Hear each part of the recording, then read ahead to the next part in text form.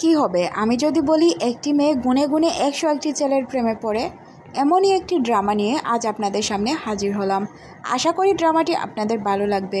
তো কথা না বাড়িয়ে শুরু করছি আজকের এক্সপ্লেনেশন।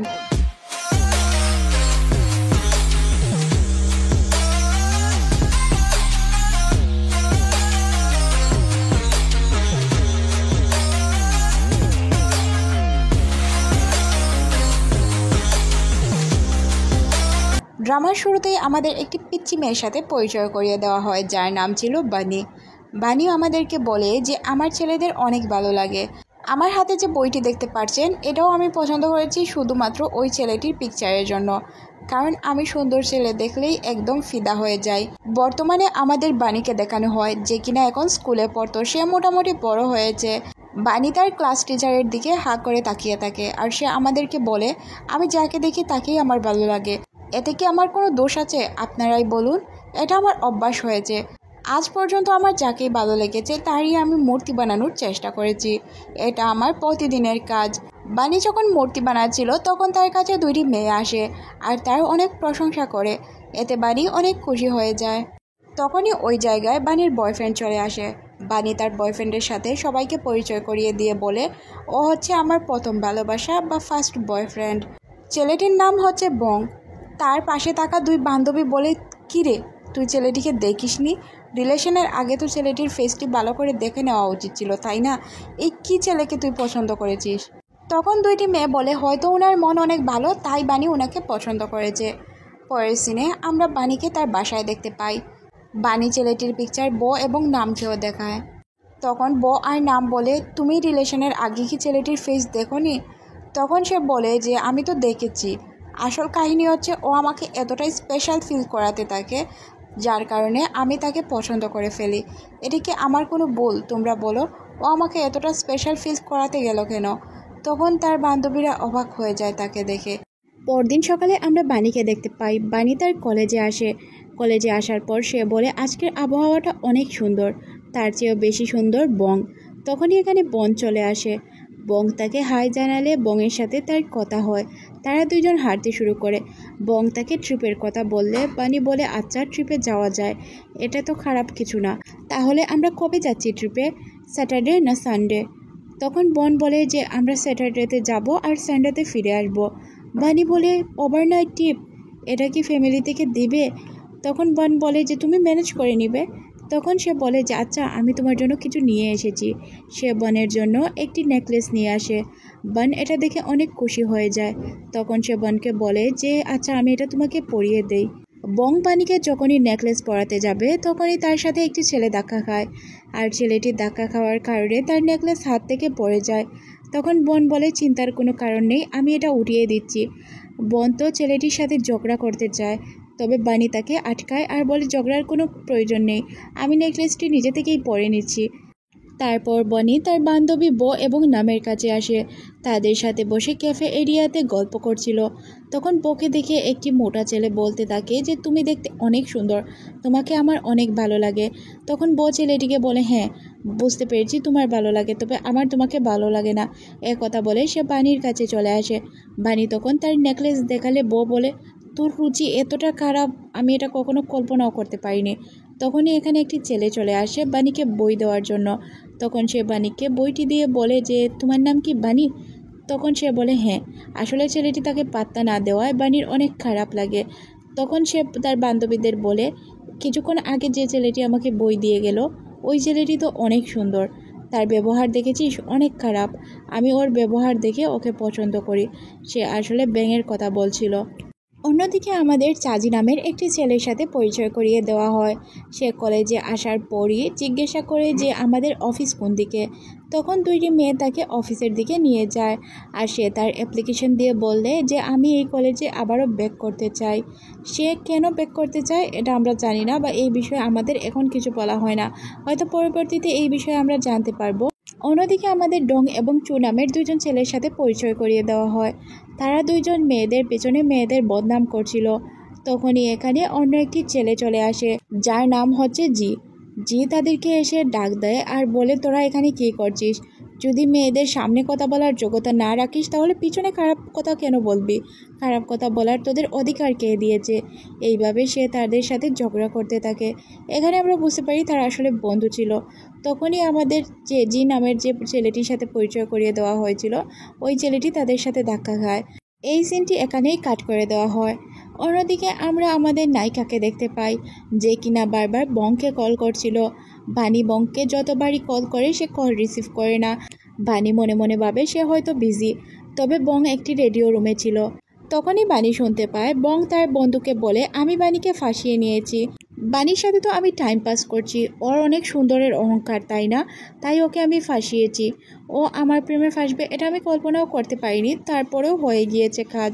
এদিকে আমরা দেখতে পাই বানি সব কিছু শুনতে পায় আর সে অনেক কষ্ট পায়, কারণ সে এটা কখনো কল্পনা করতে পারেনি।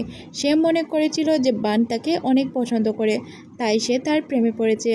অন্যদিকে তার দুই বান্ধবীও বিষয়টি বুঝতে পারে। তখন ব্যাঙের বন্ধু এসে বলে সব কিছু পুরো কলেজ জেনে গিয়েছে। ব্যাঙ তখন বানিকে উদ্দেশ্য করে দৌড়াতে শুরু করে। বানিও ব্যাঙকে উদ্দেশ্য করে ওই ক্লাসরুমের দিকেই যাচ্ছিল। দুইজনই রাস্তায় সামনাসামনি হয়ে যায়। যখন তারা একে অপরের সম্মুখীন হয়, বানি অনেক রেগেছিল। সে বলে, তুই আমার সাথে এমনটা করবি আমি কল্পনাও করতে পারিনি। তখন ব্যাঙ তার সামনে অনেক আকুতি মিনতি করতে শুরু করে, বলে, আমি তো আমার ফ্রেন্ডের সাথে জাস্ট মজা করেছি, তুমি প্লিজ এটা মাইন্ড করো না। তখন সে তাকে লাথি দিয়ে নিচে ফেলে দেয়। যেহেতু কলেজের সবাই ছিল, এখানে বানির অনেক অপমান হয়। ব্যাঙ অপমানিত হয়ে বলতে শুরু করে, হ্যাঁ এটাই সত্য, তোমার মতো মেয়েকে কে পছন্দ করবে বলো তো? তুমি না দেখতে সুন্দর, না তোমার কোনো গুণ আছে, কোনো কিছুই তো নেই। তাহলে তোমাকে কোন ছেলে পছন্দ করবে? আমি পছন্দ করেছি, এটাই তো অনেক কিছু। হ্যাঁ আমি টাইম পাসের জন্য পছন্দ করেছি। এইসব শুনে বানির অনেক রাগ হয়। বানি এতটাই রেগে যায় যে রেগে গিয়ে সে ব্যাঙকে একদম টুসি মেরে উপরে উঠিয়ে দেয়। তার রাগ দেখে সবাই অবাক হচ্ছিল। সে জোরে জোরে চিৎকার করে বলতে শুরু করে, তুই আমার সামনে ভিক্ষা চেয়েছিলি আমার ভালোবাসা, তাই আমি তোকে দান করেছিলাম, তাছাড়া আর কিছুই না। তুই কি মনে করেছিস যে আমি কোনো সুন্দর ছেলে দেখে রিলেশন করতে পারবো না? একটা কেন, হাজারটা সুন্দর ছেলে আমার পিছনে ঘুরবে, আমি রিলেশন করতে পারবো। তুই ভিক্ষা চেয়েছিলি বলে তোকে ভালোবাসা ভিক্ষা দিয়েছিলাম, আর দিব না। এটা বলে সে এখান থেকে চলে যায়, সাথে তার নেকলেসও ফেলে দেয়। এদিকে আমরা জিজে এবং লিকে হাসতে দেখি। তাদের হাসির রহস্য কি এটা আমাদের বলা হয় না। এখান থেকে সিন শিফট হয়ে সন্ধ্যার দিকের সিন দেখানো হয়।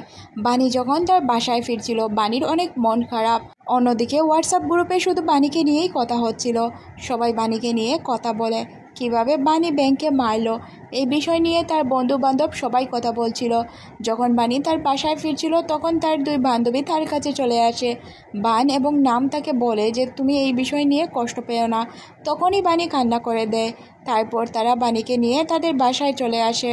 বানি তার বাসায় বসে থাকে আর তার বান্ধবীরা তাকে বোঝায়, তোমার এতে কোনো দোষ নেই বানি। বানি তখন বারবার বলে যে সে আমাকে বলেছিল সে আমাকে লাইক করে, কিন্তু এটাকে আমি লাভ কিভাবে ভেবে নিলাম, আর আমি হচ্ছি সব থেকে বোকা তাই না? ভুল আমার হয়েছে, আমি ওকে ট্রাস্ট করেছি। তখন বানির বান্ধবীরা তাকে বলে, বোকা মেয়ে, এইসব নিয়ে কি কেউ চিন্তা করে? তখন বানি বলে, আজকের পর থেকে আমি শুধু সুন্দর ছেলেদেরই ডেট করব, কালো ছেলেদের দিকে আমি ফিরেও তাকাবো না। সিন চলে আসে সকালবেলায়। সে ঘুম থেকে উঠে তার বাবা মাকে দেখতে পায়। তার বাবা মা তাকে ডাকতে ডাকতে বলে যে স্কুলে যাবে না, স্কুলের সময় হয়েছে, চলো উঠো, ব্রেকফাস্টও তো করতে হবে। তারপর আমরা বানিকে দেখতে পাই সে ঘুম থেকে উঠে তার বাবা মায়ের সাথে নাস্তা করছিল। তখন তার বাবা মা তাকে জিজ্ঞাসা করে কি হয়েছে। বানি তখন বলে, তেমন কিছু না, আমার মন খারাপ। তখন তার বাবা মা তাকে আবারও জিজ্ঞাসা করে, কি হয়েছে মা তোমার? তখন সে বলে, আমি আর ভার্সিটি যাব না। তখন তার বাবা মা বলে, তুমি আরেকটি ছেলের জন্য ভার্সিটি ছেড়েছিলে, এখন আবার ছাড়বে? সে বলে, না মা তেমন কিছু না। তারপর আমরা বানিকে ভার্সিটিতে দেখতে পাই। বানিকে এসে যে জীব জিজ্ঞাসা করে যে আপু লাইব্রেরিটা কোন দিকে। যে জিকে দেখে বানি হা করে তাকিয়ে থাকে। তখন বানি তাকে বলে, আচ্ছা আমি আপনাকে লাইব্রেরিতে নিয়ে যাচ্ছি। বানি যে জিকে নিয়ে লাইব্রেরির দিকে চলে যায় আর সে তাকে মেইন লাইব্রেরির কাছেই রেখে আসে। তখন বানি তাকে বলে যে আপনার যদি কোনো কিছুর প্রয়োজন হয় তাহলে আপনি আমাকে কল করতে পারেন, আমি আপনাকে নাম্বার দিয়ে গেলাম। কিছুক্ষণ পরই বানির আবার লিয়ের সাথে দেখা হয়। লিকে দেখে সে অবাক হয়ে যায় আর তার সাথে কল্পনা করতে থাকে অনেক সুন্দর সুন্দর মুহূর্ত। লিয়ের সাথে বানি নিজেকে কল্পনা করে যেটা সে জেজির সাথেও করেছিল। কিছুক্ষণ পর আমরা লি এবং জেজিকে একটি মূর্তির সামনে দাঁড়িয়ে থাকতে দেখি। তারা এই মূর্তিটাকে দেখছিল আর মনে মনে ভাবছিল এটা কে আর্ট করতে পারে। তখনই এখানে কিছু মেয়েরা চলে আসে আর বলে যে এটা আমাদেরই একজন স্টুডেন্ট করেছে, ও অনেক ভালো আর্টিস্ট। সে বাণীর কথাই বলছিল। তারপর দুইজন আবারও চলে আসে লকারে জিনিসপত্র রাখার জন্য। তখন লি আগে জিনিসপত্র রাখে, যার কারণে জেজি রাখতে পারে না। বাণীকে দেখানো হয় সে বাসায় এসে খাবার খাচ্ছিল আর তার বান্ধবীদের সাথে শেয়ার করে, আমার ভার্সিটিতে এত সুন্দর ছেলে আছে এটা আমি আগে জানতাম না। আগে জানলে আমি কখনোই ভার্সিটি ছাড়ার নাম নিতাম না। আজ তো ভার্সিটিতে মনে হচ্ছিল চারদিকে শুধু লাইটই লাগানো আছে আর কিছুই না। অন্যদিকে আমরা জেজি এবং লিকে দেখতে পাই। তারা যখন তাদের পড়ালেখা করছিল তখনই তাদের কাছে দুইজন মেয়ে চলে আসে। মেয়ে দুইজন জিজে এবং লিয়ের জন্য খাবার নিয়ে আসে। তারা খাবার খেতে রাজি না, তাই তাদের দুই বন্ধুকে ডাক দিয়ে বলে এই খাবারগুলো নিয়ে যেতে। বানরা এই খাবারগুলো নিয়ে চলে যায়। অন্যদিকে আমরা দুইজনকে দেখতে পাই, তারা দুইজন তাদের কাজ করছিল। যখন বানরা এই খাবারগুলো নিয়ে যায় তারা অনেক খুশি হয়। এখানে লি বুঝতে পারে না যে খাবারগুলো কেন দিয়ে দিল। পরের সিনে আমরা সব বন্ধুদের একসাথে দাঁড়িয়ে থাকতে দেখি। জোর করে ডোনাট খাওয়ানোর চেষ্টা করছিল জিজেকে। তখন বান জিজেকে যখনই ডোনাট খাওয়াতে যাবে তখনই সে পড়ে যায়। জিজে পড়ে যাবে, তাই জিজেকে বাজানোর জন্য বানি অনেক চেষ্টা করে। বানি জিজেকে বাজানোর জন্য ধাক্কা দেয় আর এই ধাক্কায় তার আইপ্যাড হাত থেকে পড়ে যায়। জিজে আলতো হাতে আইপ্যাডটা ওঠায় আর দেখার চেষ্টা করে। যখন সে দেখতে পায় তার আইপ্যাডটি ভেঙে গিয়েছে, এটা দেখে তো সে চিৎকার করতে থাকে। তার চিৎকার পুরো ভার্সিটিতে শোনা যাচ্ছিল। বানি বলে, আমি তো তোমাকে বাঁচানোর চেষ্টা করছিলাম, আর আমি বাঁচাতে গিয়ে এত বড় প্রবলেম তৈরি হবে এটা আমি কল্পনাও করতে পারিনি। তুমি পড়ে যাচ্ছিলে তাই তোমাকে ধরতে এসেছি, এতে কি আমার কোনো দোষ আছে বলো? জিজে তখন বলে, আচ্ছা বুঝলাম তুমি আমাকে বাঁচানোর চেষ্টা করেছিলে, এটা আমি মেনেও নিলাম। এখন বলো আমার আইপ্যাডের কি হবে? বানি বলে, আমি তোমাকে পে করে দিচ্ছি। যখনই সে আইপ্যাডের দামটি দেখতে যায় তখন সে অবাক হয়ে যায়। বানির তো মাথা ঘুরতে শুরু করে, সে কি করবে কিছুই বুঝতে পারে না। তখন বানি বলে, আচ্ছা টাকাটা কি আমি কিস্তিতে পরিশোধ করতে পারবো? কারণ আমার কাছে এত টাকা নেই, আমি ধীরে ধীরে তোমার টাকাটা পরিশোধ করে দিব, প্লিজ আমাকে ক্ষমা করে দাও, এছাড়া আমার হাতে কোনো উপায় নেই। সে এইসব বলে যখনই চলে যেতে যাবে তখনই আমাদের জিজে বলে, আচ্ছা তোমার নাম্বারটা আগে দিয়ে যাও।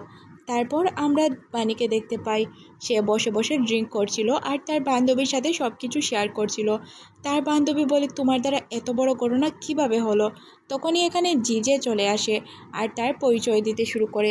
যেহেতু এটা ওয়েলকাম পার্টি ছিল তাই তার পরিচয় দেওয়া প্রয়োজন ছিল।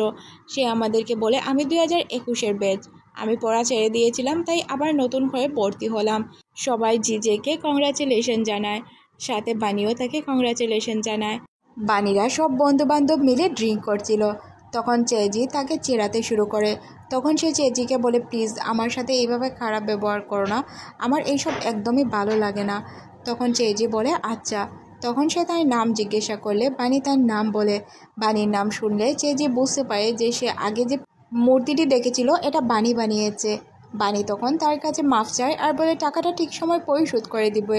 তখন চেজি বলে, আচ্ছা টাকাটা ঠিক টাইমে পরিশোধ করে দিলেই হবে। তারপর সে চেজিকে বলে যে আমি শুনেছি তুমি ওই গ্রুপের সিওর ছেলে। তখন সে বলে যে আচ্ছা এইসব পরিচয় নিয়ে কথা বলতে হবে না। সবাই মিলে ড্রিঙ্ক করছিল। বানি যেহেতু ড্রিঙ্ক করে না তাই সে ড্রিঙ্ক করতে পছন্দও করছিল না। তখন চেজি তাকে জোর করে কিছুটা খাওয়ায়। তারপর আমরা বানিকে দেখতে পাই যে কিনা বাহিরে ছিল। তখনই তার কাছে চেজি আসে আর তাকে জিজ্ঞাসা করে কি হয়েছে। তখন বানি বলে, কিছুই হয়নি, তারপরেও অনেক কিছু হয়েছে, আমার তো তোমার টাকা পরিশোধ করতে হবে তাই না? তারপর আমরা চেজিকে দেখতে পাই সে একা বসেছিল।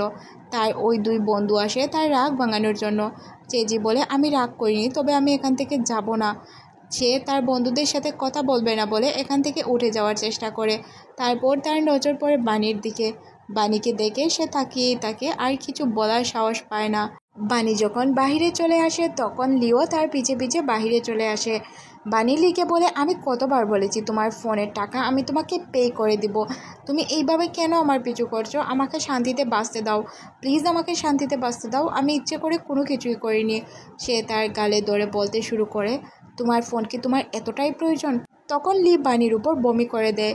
সিন শিফট হয় পরদিন সকালে। আমরা বানিকে দেখতে পাই, সে ঘুম থেকে উঠে মনে মনে ভাবে, কাল রাত আমি এত ড্রিঙ্ক করেছি, এটা আমি কল্পনাও করতে পারিনি। তারপর বানির রাতের সিনগুলো মনে পড়তে থাকে আর সে অবাক হয়ে যায় রাতে সে কী কাণ্ড ঘটিয়েছে। তারপর মনে মনে ভাবে এই লি তো আমাকে ছাড়বেই না। বানি উঠেই তার কলেজের দিকে রওনা হয়। সে যখন কলেজ যাচ্ছিল তখন দেখতে পায় লি তার পিছু করছে। বানি মনে মনে ভাবে ভাগ বানি ভাগ, যদি তুই না ভাগিস তাহলে ও তোকে জানেই মেরে দিবে। তাড়াতাড়ি দৌড়া, যত দৌড়াতে পারবে ততই বাঁচতে পারবি।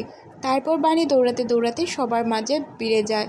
আর যেহেতু এখানে অনেক ভিড় ছিল, সবাই অনুষ্ঠানে এসেছিল, তাই বানিকে লি ধরতে পারে না। এদিকে বন্ধুরা সবাই মিলে এনজয় করছিল, কেউ তো ড্রোন উড়াচ্ছিল, আবার কেউ গেম খেলছিল।